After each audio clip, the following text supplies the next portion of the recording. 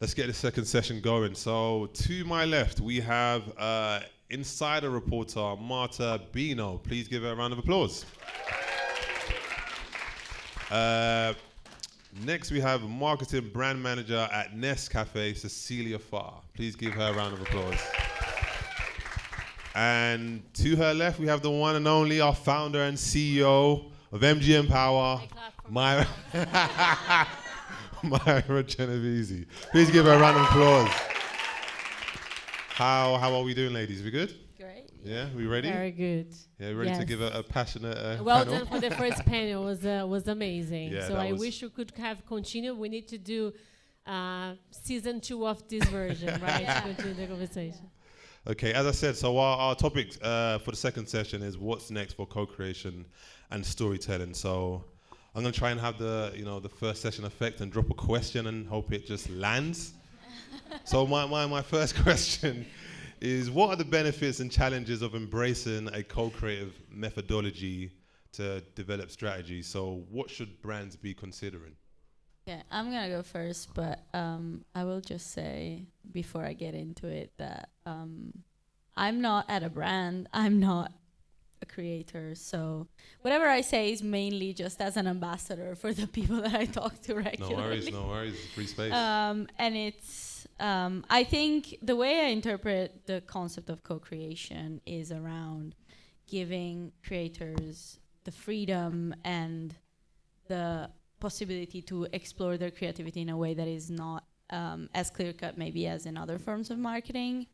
And obviously that brings with it, as you said, benefits and challenges. Yeah. I think one of the benefits also that I see as a consumer is letting creators be more free in the way they advertise certain products. Certainly brings a certain level of authenticity. Yeah. And the word authenticity is very abused, but it's just the way I interpret authenticity is just like letting the creator speak to their audience in the way that they're used to and not filtrating it through a brief or something that has clearly come down from a brand and that doesn't align with the way they usually speak to their audience.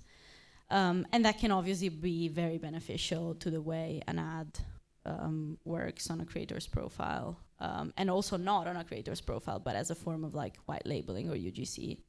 And obviously challenges the same way as it's a benefit, it's also a challenge because as maybe Cecilia will bring up right after me, not all brands want to let creators do whatever they want with their content. So that can be a challenge because you never know what a creator is going to say and how they're going to say it, and not all creators are brand safe. So yeah, maybe I'll let Cecilia speak about this right after me. Yeah.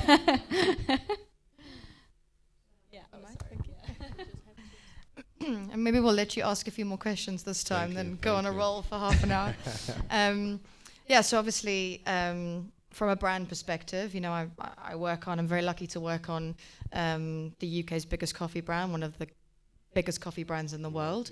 Yeah. For us, the benefits and the challenges are there in abundance.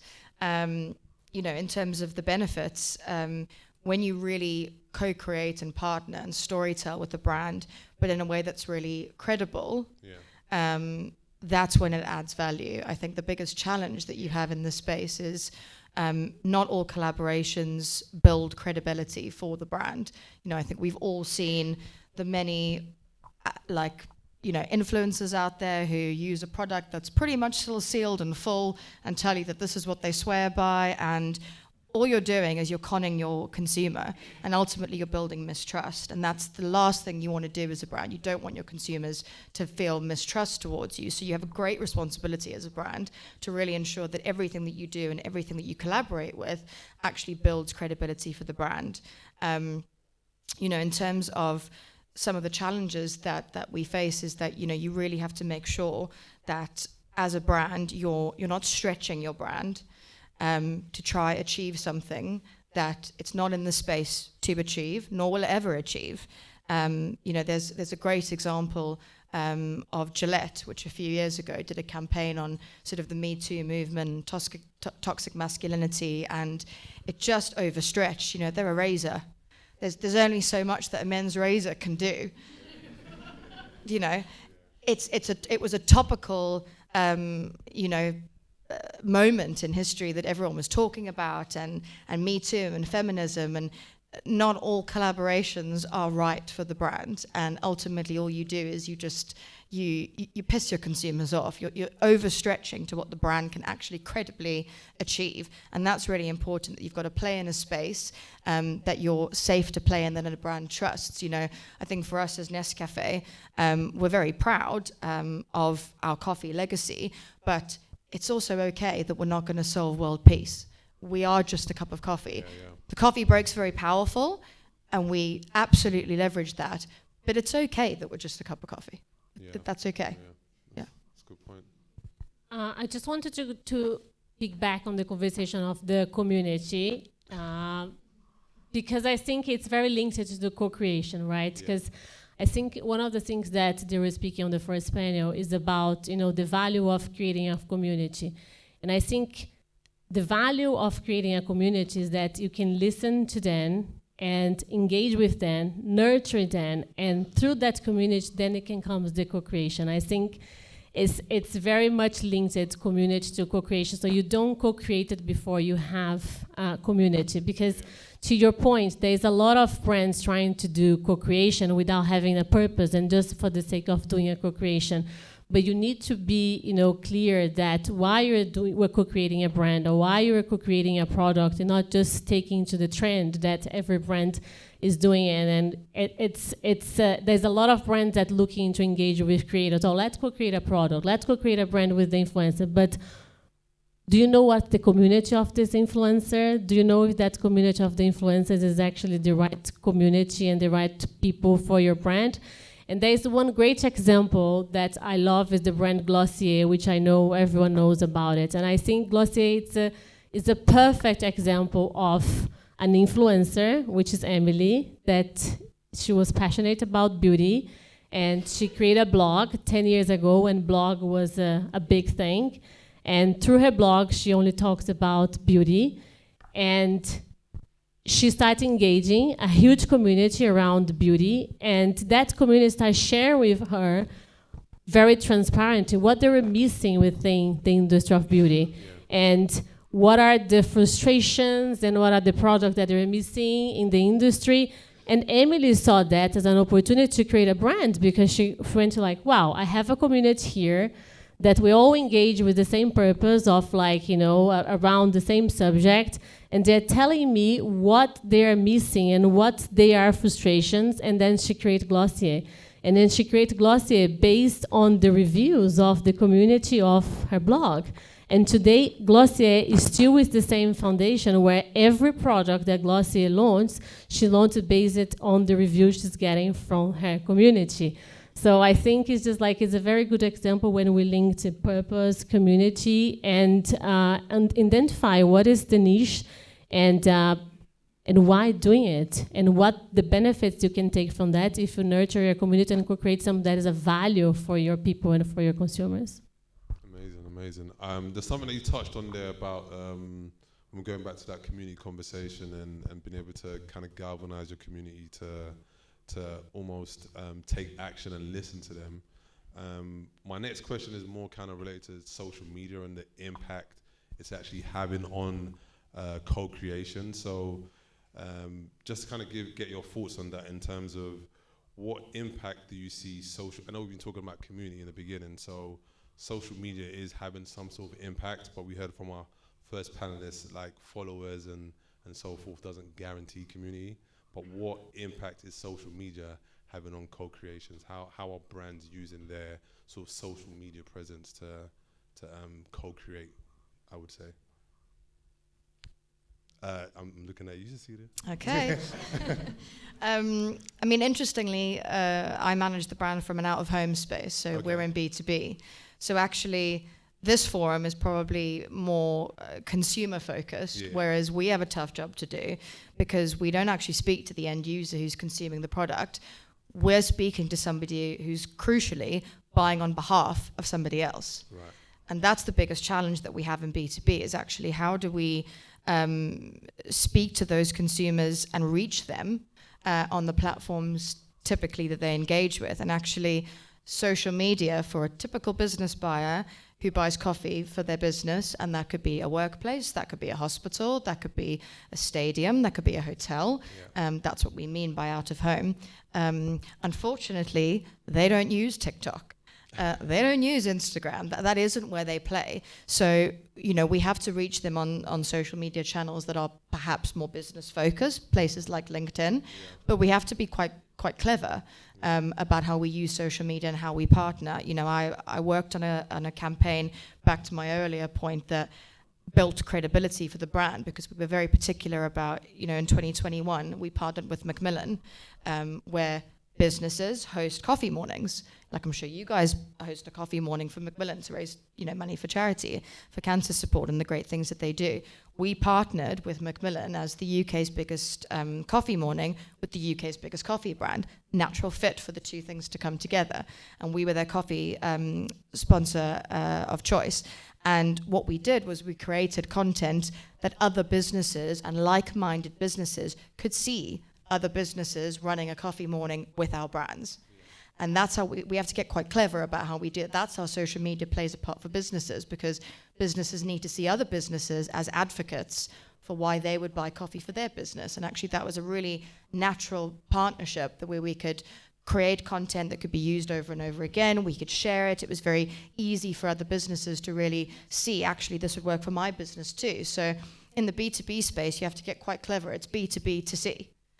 When we're using social media, and it's not the typical consumer influence out there. We get a halo effect, of course, from what retail does with influencers, but even Nescafé and Starbucks, which is also in our portfolio, don't typically rely on consumers and social media. We're very lucky that we have a strong heritage and legacy behind us as a brand, and we take that very seriously. We don't, to my earlier point, we don't jump on things just because it might be a trend. We take very seriously the credibility of our brand. Our coffee was in the trenches during the wars. It was the first coffee on the moon. It was the first coffee on Mount Everest. These are really strong parts of our brand that will stand the test of time. And that's what we want consumers to remember. And that's how we use different platforms and digital, and we're not, necessarily as sexy as these other kind of new brands that jump on these social media platforms, but that's where we really can own a brand that will stand another 100 years, as we've done to date. So in B2B in particular, my perspective coming here is, we have to be quite savvy and clever, but also knowing where the consumer, in this case, a B2B customer, where do they actually engage? Where are the touch points? Because it isn't typically the same touch point as a consumer. You have to show up with the right message to the right person, but at the right place. Amazing. That stat about the moon is crazy. I didn't know that. And just like with the social media, you said what's the impact of social media and co-creation? And I love giving examples. So everyone knows Camila Coutinho from Brazil. So Camila has, and I love that, because we shared a lot of information. Camila is a very good friend, and then we represented her a few years ago. And then now she recently, about 2 years, she launched her own brand. It's a hair care brand called Genovese. And recently, I think it's about 3 months ago, she called me and said, you know what I'm going to do? Said, what? I'm having so much UGC content on social around Genovese, where I'm not paying this, people to post about Ge. We are actually consumers that are buying our product, and they are organically creating content. And then I did hashtag on TikTok, and the amount of UGC content that I'm seeing around my brand is really crazy. And they're creating content without me giving a briefing or paying them to do. And she said, I had an idea, and I think I'm going to get this community on TikTok to be part of my next campaign and get them to co-create our new campaign for a new product that we're launching. And I was like, Camila, this is genius. So she went on TikTok herself and said, I am seeing a lot of content around Genovese, and I'm so excited that you guys are liking our product. And I would like to invite, 10 people, 10 TikTokers that are posting content to be part of our next campaign. But I want you guys to co-create the brand advertising campaign, yourself. So I'm just gonna be there in the studio and you guys gonna co-create it as you're already co-creating from a brand. And that's what she did. So the new campaign now for Jet Beauty is all co-created by the UGC content that she saw on TikTok.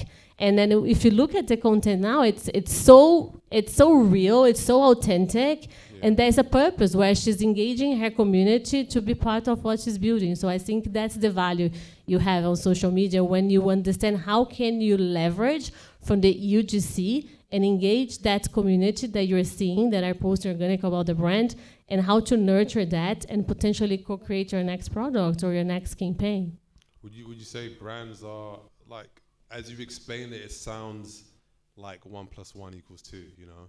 But would you say brands are very aware of that? Because that, for me, that's like a no-brainer, you know, a no-brainer approach. But like, why are we not seeing a lot of brands, you know, leveraging or taking use of that data and co-creating as simple as that to have that impact with their communities, essentially?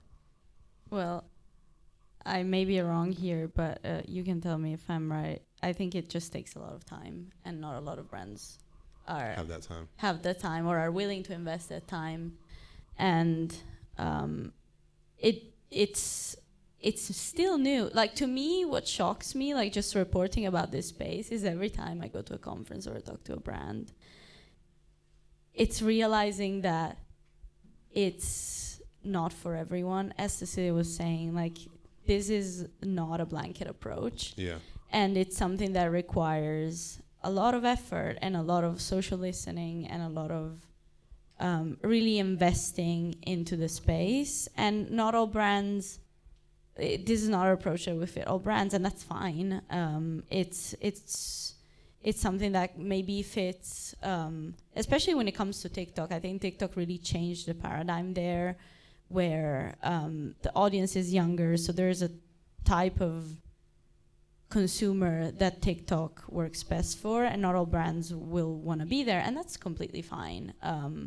And when going back to what Cecilia was saying about LinkedIn, I think there's something there around like also leveraging LinkedIn as a platform for a different type of result. I think I wrote about this this survey that Ogilvy ran, like I think about a month ago or 2 months ago, around the rise of B2B influence, and what they were calling B2B influence was essentially employees of a brand talking about the brand that they work for, or people with a certain level of expertise or knowledge talking about certain products or certain brands. And that's something that is really emerging on LinkedIn, and that maybe is a different approach that could work for certain brands. Especially, I think, for example, of Schroders, the CMO of Schroders was talking about this, and how they, being a very specific brand with a very regulated focus, financial services, obviously they can't just be on TikTok and let everyone talk about their brand, so they leverage a very specific approach, letting their employees talking about it, which is different than what we consider co-creation, but also is a way of co-creating that can maybe be safer for brands who just don't want to let all consumers talk about it, but have a more targeted approach, if that makes sense. And LinkedIn is emerging as a platform where this B2B, I guess, type of, this is an arbitrary definition, but where B2B influence and discussion about more maybe targeted topics or more specific topics actually could work in that way. Sorry, go on to just to build on that, I think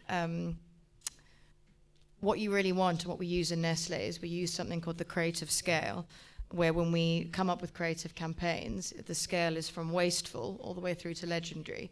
And a brand between, it's sort of wasteful, distinctive, and then all the way through to legendary. Now, most brands really you should be, I think we all want to be legendary brands, but not all brands, a legendary campaign is maybe once every 50 years, if we're honest, like Just Do It would be a legendary campaign. Now, distinctive and above is kind of where you want to be, and I think the power of social media is once you get to kind of distinctive and above on that scale, that's where you can then become shareable. And the job that we have to do as brands, and where social media, it comes at the end of the funnel, but that's because, you know, good brands really we all talk about wanting to create breakthrough creative. You got to be willing to break something. Yeah. You know? And I think we're so saturated with, you know, I think I read a stat the other day, which is we're served 3,500, every consumer is served 3,500 messages a day on different touch points and socials. And, you know, we as brands no longer are just competing with other ads from other brands. We're competing with all forms of content now. Yeah. So, sure. You know, we really have to be distinctive. We've got to find cut through. And that's the job of the brand to do. Ultimately, the consumer is really important, but where the consumer for us comes in the funnel is because we create the distinctive or the legendary campaigns that become just shareable. You just have to share it. And that's when something becomes viral, and that's when the power of social media becomes a global phenomenon, and that's how the power of the brand really builds. So we take a lot of time to really come up with as much breakthrough creative as we can by breaking what's out there and actually cutting through and becoming distinctive. So it certainly has a part to play, but it's the brand's job to really create content that can be shared and is so makes you stop and makes you think. That's the job that we have to do.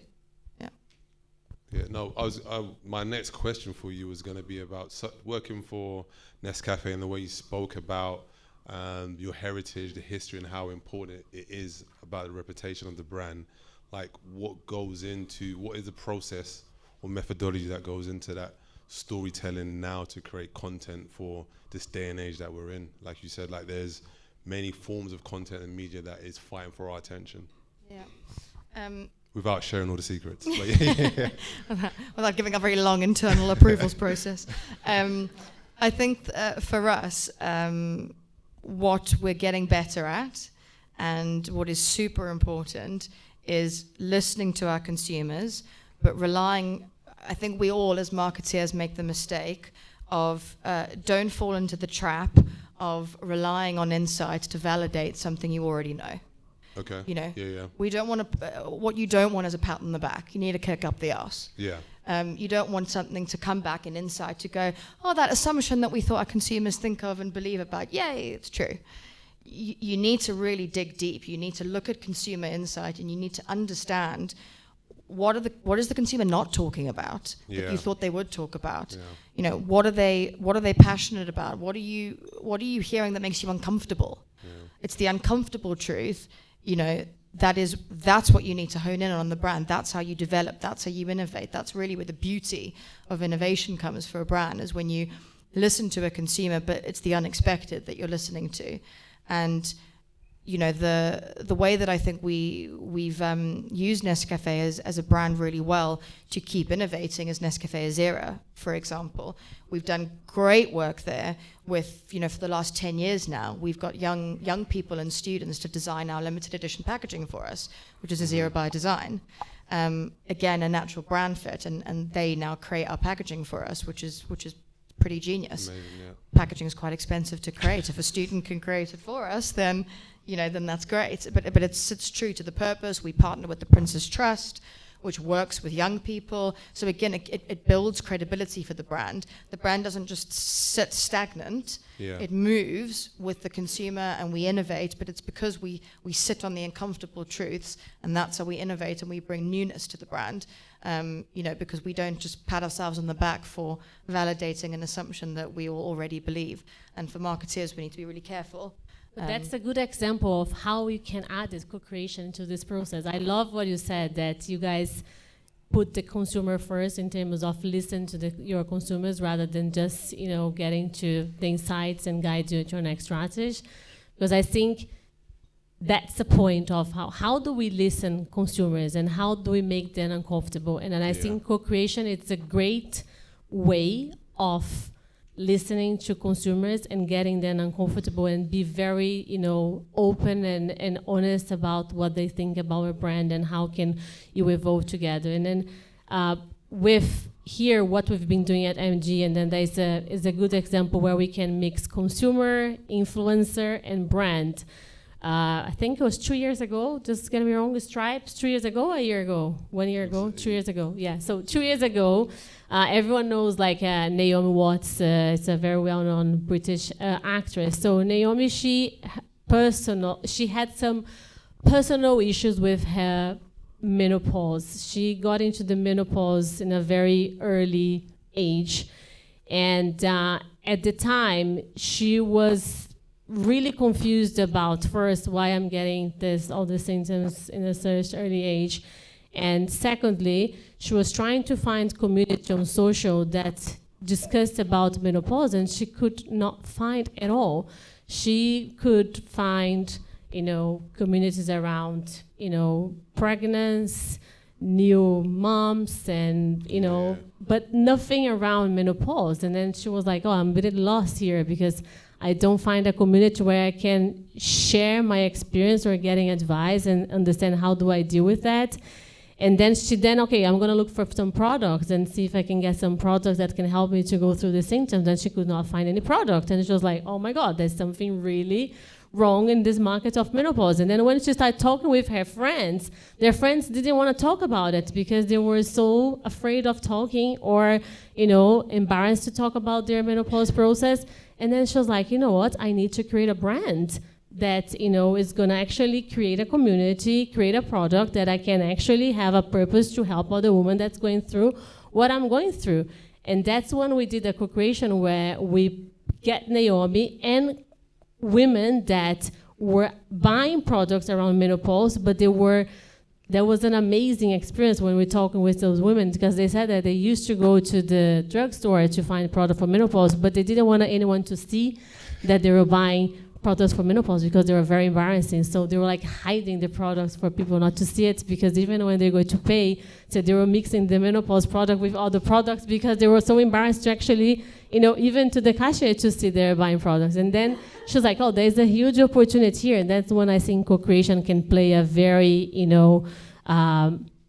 important, meaningful, product or brand, because like she was getting consumers, she was listening to women, she got communities of influencers that were talking about menopause but not too much, and then we put all of them around the table, and in 3 days we co-create her brand, and then her brand today is one of the fast-growing brands within the menopause. So I think that's a very important point, like how can you add consumers and not just the influencers into the process of the co-creation? Yeah, amazing. I have one last question because we are almost out of time. And it's for you, Marta.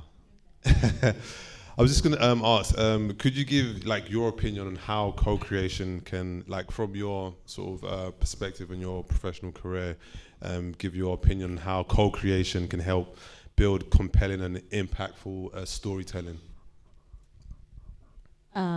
Okay, yeah, that's a big one to end on. It's very broad. Yeah, it's very big. Well, I think you can. I mean, both Cecilia and Maira gave really important examples of how like co-creation can take so many different shapes, and I think the main idea behind co-creation is really about listening. And I guess I'm just thinking about this now, but that really speaks to also my job. My job is a lot about listening, and really hearing what, like, not just like pretending to listen, but actually listening what people have to say. And I think that's a big point around what co-creation really means. Is I think brands, a lot of the, well, not, to be fair, I don't really spend a lot of time in internal meetings with brands, but from the way they, I see them like in conferences and talking to them as sources, is a lot of brands want to say that they're listening, but they're not actually. They just sort of try to mold what they're listening to fit what they want to do. And the reality is that's not gonna work. You really need to be open to what the consumers have to say, and there's not many brands that are able to do that effectively. And I think about it, one example that I wanted to bring that I really had written down, because to me it's like the epitome of this, And maybe it's a cop-out because it's the creator-founded brand, which is Blogilates. She's a fitness influencer who's been around for maybe like over a decade. And at one point she was like, oh, I'm going to start my own activewear brand. And all she does is just create products based on what her followers tell her. Literally. Exactly. So if you know, anyone who knows her will know what I mean. Like, she takes the comments and then she's like, oh, I saw this comment, I'm going to make a product based on this. And then all of a sudden, all the fast fashion brands are stealing her designs. But that's not a surprise because that's exactly what consumers want. And that's what co-creation to me really means, like actually listening and looking at what people are saying organically. I don't know if I answered the question, but I mean, you scratched the surface. It was a big question, but thank you. Okay, we have time for one more response. I'll make it short so that you can give yours there. No, it's just prompted a thought from me. I think we give consumers a lot more credit than they should. Consumers are promiscuous and they're fickle. They are not loyal. I think we're in the industry where we love our brands. Consumers aren't like that. You know, they what you do when you have a tactic versus long-term brand building are two very different things. A tactic is sort of short-term and it's bursts of activity, but long-term branding really takes a lot of work and a lot of strategy and a lot of thinking about. And consumers aren't loyal to our brands, unfortunately, which is why that example of them switching to a fast fashion brand, they're not loyal to the original one. If they can get it for cheaper and they can get it elsewhere and they can get it quicker and it meets their needs at that stage, they'll switch. Sounds like me, but they'll switch. You know, and what you need to keep doing, I think we talk a lot about, you know, and it's a bit controversial, but I think, you know, we talked about communities, and I think they're very important in certain realms where the value exchange is high. You know, if you're willing to part tens and thousands of dollars on a private jet, you're probably going to do quite a lot of research. But if you're buying a jar of coffee, that thought process is quick. You know, and what you're getting from co-creation in that space is just a short-term tactic. What you need to do is create the long-term brand building that hits the emotive for decades to come. So you've got to be very aware that your consumer is not as invested in your brands as we are. And we've got to know that their time is short, and they often there's something called a system 1 and a system 2 brain, and your system 1 brain actually makes pretty much 80% of your decisions, which is just immediate, subconscious, not really thinking about it decisions. And I think we think a lot into campaigns and ideas and what we want people to think about our brands, what we want people to say about our brands, but ultimately the consumer actually doesn't make the decision in the same way. And we've got to make sure that long term we're still there. And a lot of these short term brands that have a lot of sort of tactics, that they don't stand the test of time, and that's because we haven't done the long term brand building, you know, for the decades to come. So, yeah, you're all fickle, sorry, as consumers. I think it's like in the end, it's all about co-creating with people that has an emotional connection with your brand, and how to nurture that people, that consumer that has an emotional connection with your brand for a long-term relationship. And I think that's when it comes to the community, right? Because to have a community is not just about to say I have a community, it's how you nurture that community, that can eventually you can co-create with that community and then engage them to be part of the process of everything we do with our brand. But most importantly is to engage with community and people that has that emotional connection, because at the end of the day, the emotion plays a big part when you're choosing what to buy and what to consume, right? Yeah.